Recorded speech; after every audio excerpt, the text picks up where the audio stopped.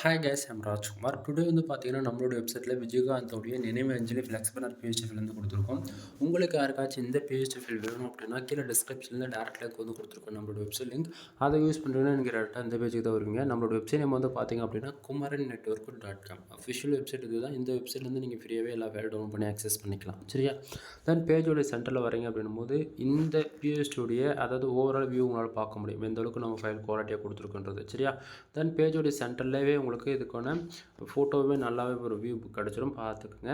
தென் download button use பண்ணி டேரெக்டாக உங்களால் கூகுள் டிரைவ்லேருந்து ஃபைல் வந்து டவுன் பண்ணிக்க முடியும். சரிங்களா?